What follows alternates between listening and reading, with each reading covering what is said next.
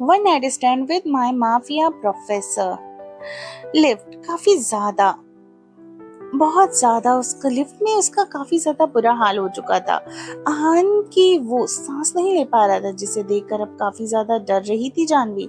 जानवी के दिमाग में कुछ आ नहीं रहा था कि वो क्या करे। इतनी स्ट्रांग पर्सनैलिटी वाले आदमी की हालत एक लिफ्ट में कैसे खराब हो सकती है। वो सोच ही रही थी कि तभी उसे आहान की गहरी गहरी सांस लेने की आवाज आती है और वो जल्दी से नीचे झुककर उसके चेहरे को देखने लगती है और अचानक अपनी आंखों को बंद करके उसके होंठों पर अपने होंठ रखकर उसे सांस देने लगती है। ये उसने यूट्यूब में देखा था, ऐसे सांस देने से दूसरे वाले को सांस आता है और अगर उसे सांस देने में प्रॉब्लम हो रही हो, और तभी ये तरीका काम भी आ रहा था आहान को। अब सांस आ रही थी और दूसरी तरफ निर्वाण देखता है कि काफी देर हो गई है, लिफ्ट नहीं आ रही। वो घबरा जाता है और जल्दी से इन्फॉर्म कर देता है टीम को और टीम पता करने लगती है कि क्यों लिफ्ट रुक गई और जल्दी ठीक करने की कोशिश करती है। 1 घंटे के बाद हॉस्पिटल। जानवी आहान की बाहों में थी, वो दोनों हॉस्पिटल बेड पे थे। आहान भी बेहोश है और बेहोशी में जानवी को अपने ऐसे पकड़ रखा था जैसे कि छोड़ने के साथ ही साथ वो कहीं भाग जाएगी। वहीं जानवी आहान की ऐसी हालत देखकर काफी हैरान हो चुकी थी कि तभी निर्वाण आता है और धीरे से आवाज से पूछता है, बॉस अभी ठीक है ना? जानवी हाँ कहती है और फिर वो बाहर चली जाती है। शाम का वक्त था और अभी बारिश का मौसम आने वाला था। साल की पहली बारिश भी शुरू हो गई आज। वहीं एक बड़ा सा ऑफिस बिल्डिंग और शाम नहीं रोड है और रोड के किनारे किनारे खूबसूरत चंपा के फूल खिले हुए हैं और टूट कर नीचे भी गिरे हुए हैं। उसकी खूबसूरती हर जगह बिखरी हुई थी और एक ठंडा ठंडा मौसम एहसास हो रहा था। हल्की ठंड हवा में किसी के रोम रोम को छू जाए। वहीं एक लड़की जिसने एक 2 साल के बच्चे को अपनी गोद में उठा रखा था, वो लड़की ज्यादा नहीं 18-19 साल की थी और उसने एक पीली साड़ी पहन रखी थी। उसके बालों को एक चोटी में बांधकर अपने कंधे पर रखा था। चेहरे पर कोई सजावट नहीं, पर इतने में ही वो बहुत खूबसूरत लग रही थी। वहीं उसके गोद में जो बच्चा था वो भी कम नहीं था, वो भी बहुत ज्यादा खूबसूरत था। उसकी आंखें एकदम काली गहरी, वो काफी ज्यादा गोरा और उसने सफेद शर्ट और ब्लैक पैंट पहन रखी थी।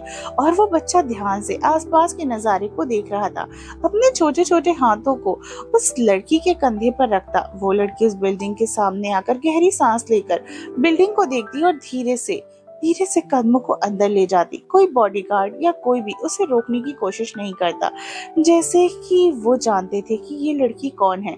वो लड़की लिफ्ट के सामने आ जाती है कि तभी एक एम्प्लॉय आकर कुछ कहने लगता है उस लड़की से और वो लड़की उसकी बात को सुनने लगती है और बच्चे को अपनी गोद से उतारकर नीचे खड़ा करती है। उसके बाद वो ध्यान से सुनने लगी और वो बच्चा अपनी नादानी में इधर उधर देख रहा था। अचानक उसका ध्यान लिफ्ट पे जाता है जो खुल जाता है और उन दोनों में से 2 आदमी निकलते हैं और कहीं चले जाते हैं। वो लिफ्ट अभी भी खुला हुआ था। वो बच्चा अपनी नादानी में ही भागते हुए लिफ्ट के अंदर चला गया। वहीं वो लड़की अभी भी उसकी बातें सुन रही थी। अचानक कुछ आवाज आती है और वो लड़की लिफ्ट में देखती है जो बंद हो चुकी थी। वो छोटा सा बच्चा उसके अंदर था और भागते हुए लिफ्ट के सामने जाती है, चिल्लाते हुए कहती है, मेरा बच्चा लिफ्ट में चला गया, कोई आओ मदद करो। ये सुनते ही आसपास के लोग इकट्ठा होने लगते कि वही वो बच्चा लिफ्ट में जो था वो अपने आसपास देखते हुए किसी को ढूंढने लगता है, पर जिसको वो ढूंढ रहा था वो उसे लिफ्ट में नहीं मिल रहा था। वो छोटे से लिफ्ट में गोल गोल घूमते हुए अपनी तुतलाई जुबान से कहता है, मम्मा मम्मा मम्मा। ये बोलते हुए वो ऊपर देखता है पर उसे कोई नहीं दिखता। उसकी छोटी छोटी काली गहरी आंखों के मोटे मोटे मोतिये जैसे आंसू गिरने लगते हैं और वो नीचे बैठ जाता है और रोने लगता है। मम्मा मम्मा का नाम कोई नहीं था यहाँ पर उसे सुनने वाला। उसकी हालत अब काफी खराब हो चुकी थी, बच्चे को सांस लेने में भी प्रॉब्लम हो रही थी। वहीं लिफ्ट एकदम से रुक जाती है। इसकी वजह से काफी जोर से लिफ्ट हिली और आवाज हुआ। इस वजह से बच्चे का सर दीवार से टकरा गया। उसकी सफेद स्किन फटकर खून निकलने लगी और वो भी और ज्यादा रो रहा था दर्द की वजह से। वहीं दूसरी तरफ लिफ्ट के बाहर उस लड़की की रो रो के बुरी हालत हो गई थी। बिल्डिंग 33वें फ्लोर पर एक कैबिन था जहां पर किसी के आने जाने की इजाजत नहीं थी और इस कहीं अंदर एक आदमी खड़ा था जिसके हाथ में एक चाकू था और एक लाश सामने पड़ी थी और उनके चेहरे पर हर जगह खून बिखरा हुआ था। अचानक कोई जाकर दरवाजा खोल देता है और घबराई आंखों से आवाज से कहता है, मैडम और छोटे बॉस आपसे मिलने आए हैं, छोटे बॉस लिफ्ट में फंस गए हैं। ये सुनकर शख्स पीछे मुड़कर उसे आदमी को देखता है और अपने हाथों से चाकू को नीचे फेंककर अपनी जेब से रुमाल निकालकर अपने चेहरे और हाथ को साफ करते हुए बिल्कुल आराम से चलने लगता है। परवाह ही नहीं थी उसे बच्चे को कुछ हो जाए। कुछ घंटे के बाद एक हॉस्पिटल था और हॉस्पिटल के बेड पर वही लड़का बैठा था, वही लड़की बैठी थी और उसके गोद में वो छोटा सा बच्चा जो फीड कर रहा था। उसे लड़की ने बड़े ही प्यार से अपनी साड़ी के पल्लू से ढक रखा था। उसके सर पर अभी बैंडेज किया था और उसके चेहरे पर साफ सुकून दिख रहा था। सामने खड़ा वही खतरनाक शख्स जिसके चेहरे पर एक खतरनाक एक्सप्रेशन। वही सामने बैठी लड़की जो एकदम शांत बैठी थी, बच्चों को देख रही थी, पर पसीना उसके सर से टपक कर उसके कंधे पर गिर रहा था। उसकी आंखों में डर देखा जा सकता था। उस शख्स ने धीमे कदमों से उस घर के करीब आकर खड़ा हुआ और अपनी आवाज को काफी हद तक धीमा करते पूछा, क्यों आई थी तुम मेरे ऑफिस? उसका सवाल सुनकर वो धीमी आवाज में जवाब देती है, आजादी के लिए। वो मैंने तुम्हें पहले ही कर दिया है, पता है। फिर क्यों? क्योंकि तुम मुझे मेरा बेटा भी चाहिए, मैं इसे आपके हवाले नहीं कर सकती। वो शख्स एकदम से उसके करीब आकर उसकी चोटी को अपनी मुट्ठी में पकड़ लेता और वो डर जाती है और अपने बच्चे को अपने सीने से चिपका लेती है। वो अपने चेहरे पर उसके चेहरे के करीब लाकर अपनी सांसों को उसके चेहरे पर छोड़कर कहता है, अपनी उम्र से ज्यादा समझदार हो रही हो। लड़की डरते हुए उसके एक हाथ से बच्चे को संभाल कर दूसरे हाथ को उसके हाथ पर रख देती है। वही बच्चा अपनी छोटी छोटी आंखों को खोलकर उन दोनों को देखने लगता है। उसकी आंखों में मासूमियत झलक रही थी। वह बहुत ज्यादा खुश था। उसे लग रहा था मम्मी पापा दोनों उनके साथ है, पर सच्चाई ये तो वो अनजान था। वो अपने छोटे से हाथ को उस शख्स के बड़े से हाथों में रखता है और उसकी एक उंगली को अपने छोटे से हाथों की मुट्ठी में भर लेता है और फिर से अपनी आंखों को बंद कर लेता है, जिसे देखकर वो आदमी अपना हाथ झटक के पीछे कर लेता है और दांत पीसकर कहता है, 10 मिनट के अंदर यहाँ से निकलकर घर जाओ सीधा। वो ये बोलकर बाहर निकल जाता है वहां से और वो लड़की अपनी आंसू भरी आंखों से वो उस आदमी को देखने लगती है, पर एक गहरी सांस लेकर अपने बच्चे को देखते हुए देखती है जो अभी सो रहा था। वो अपने होठों को धीरे से उसके सर पर रखकर उसके सर को चूमती है और उसके पेट को सहलाती हुई कहती है, कोई कोई बात नहीं बेटा, मम्मा है ना आपके साथ। मम्मा कभी दूर नहीं जाएगी आपसे, समझे।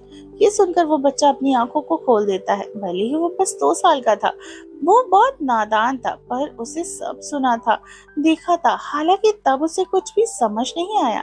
अचानक अहान को कुछ महसूस होता और वो अपनी आंखों को झट से खोल देता है और वो अपनी आंखों को खोलने के बाद अपने चेहरे के सामने जानवी का प्यारा सा मासूम चेहरा देखता है, जिसे देखकर वो उसे अपनी तरफ खींचकर उसे गले लगाता है और उसे अपने नीचे करके उसके होंठों को चूमने लगता है।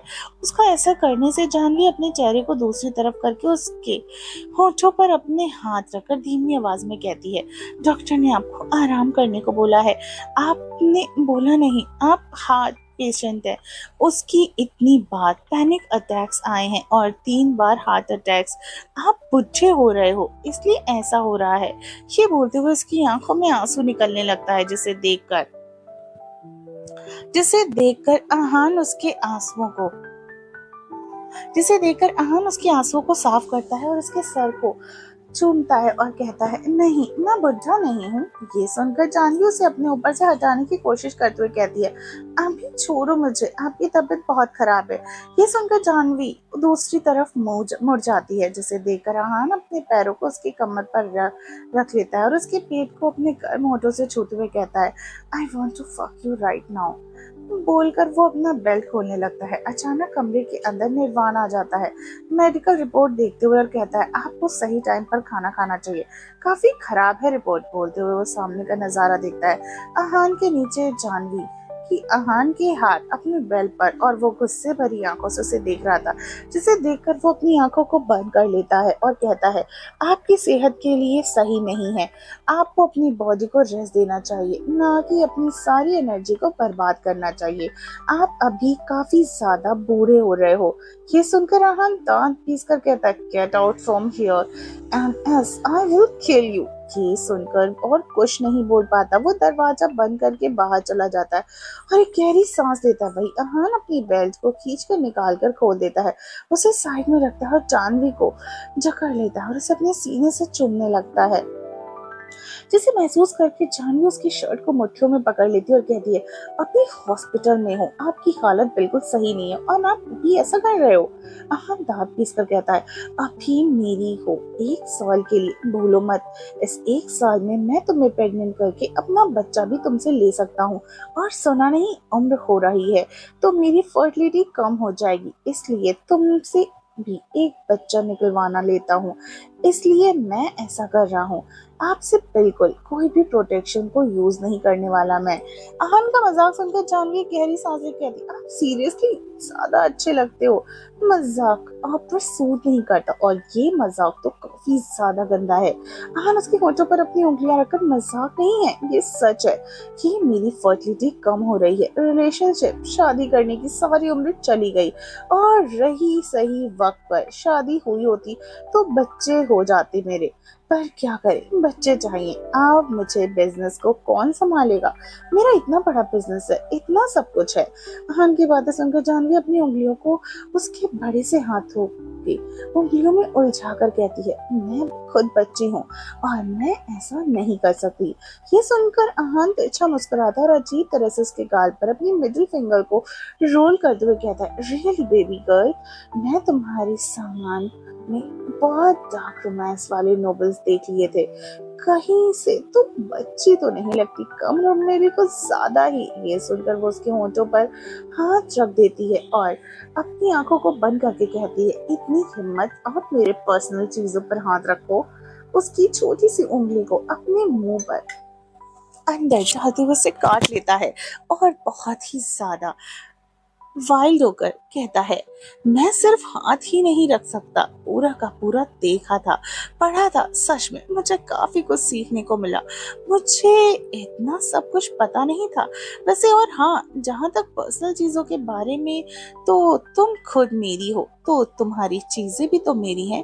जानवी गुस्से में दांत पीस लेती है और मन ही मन बोलती है, पता नहीं कब ये 1 साल गुजरेगा, 1 साल तक अब इन्हें तो झेलना ही पड़ेगा, आप क्या ही कर सकते हैं। वो ये सोचकर गहरी सांस लेती है और कहती है, आपको जो करना है आप कर लीजिए। उसकी बातों को सुनकर अहान उसके खूबसूरत सफेद पैरों पर हाथ फेरते हुए कहता है, ऑफ कोर्स मैं करने वाला हूँ, तुम्हारी परमिशन नहीं चाहिए। ये बोलकर अहान उसकी गर्दन को चूमने लगता है।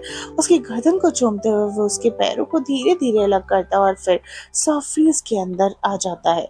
और इस बार ज्यादा दर्द नहीं होता जानवी को। फिर भी वो अपने हाथों को उसकी शर्ट पर रखकर उसके साथ अपने हाथों में जाकर लेती है। बहुत कस के जकड़े थे उसने अपने हाथ और अपनी आंखों को बंद कर लेती है। उसके बाद आंखों को देखकर अहान एकदम से रुक जाता है और उसके होठों को और अपने होठों से सहलाते हुए धीमी आवाज में कहता है, दर्द हो रहा है। वो अपनी आंखों को खोलकर अहान की आंखों में देखती है और अपना सिर ना में हिला देती है। उसे दर्द नहीं हो रहा था। अहान मुस्कुराता और कहता है, अब दर्द नहीं होगा तुम्हें।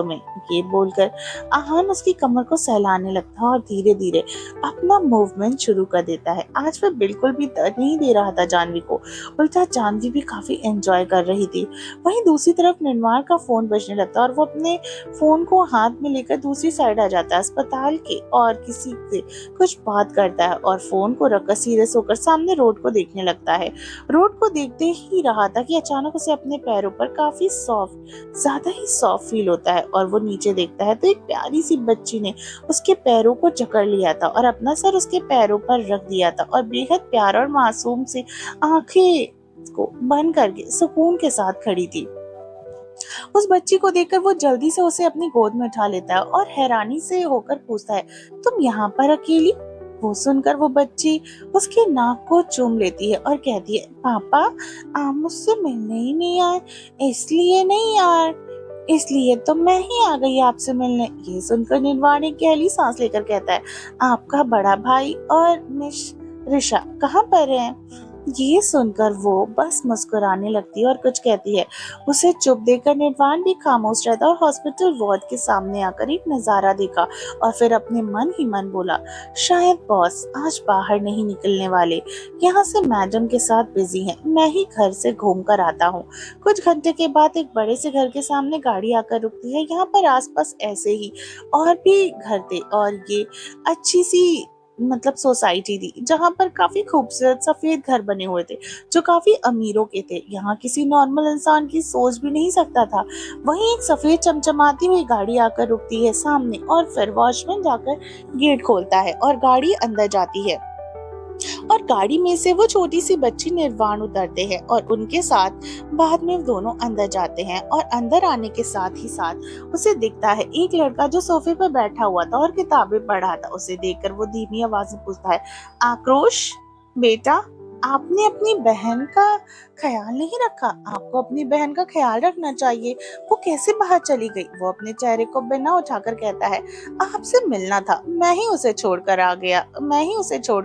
घर आ गया था। ये सुनकर निर्वाण अपनी आवाज को थोड़ा ऊंचा कर कहता है, मना किया था ना आप दोनों ऐसे बाहर जाना। और मिस ऋषा कहाँ पर है? तभी किचन से एक लड़की निकलती है जो काफी सुंदर, उसने अभी भी पीले कलर का सलवार सूट पहन रखा था और उसके हाथों में जूस का ग्लास। वो अपने सर को नीचे झुकाकर निर्वाण के सामने आकर खड़ी होती है और माफी मांगते हुए कहती है, सॉरी सर, वो मैं खाना बना रही थी, पता नहीं ये दोनों कहाँ निकल गए, मैं बहुत डर गई। फिर देखा तो ये आ गया और पूछा उससे कि परी कहाँ है और उसने कहा वो उसने आपके पास छोड़ आया, तो मैं बस खाना बना रही थी, मैंने ध्यान नहीं दिया, सॉरी सर। तो गाइस, कौन है ये निशा और ये दो बच्चे क्या सच में निर्वाण के ही हैं? क्या निर्वाण भी है आहान की ही तरह? और गाइस, जानने के लिए स्टोरी में बने रहिए, सुनते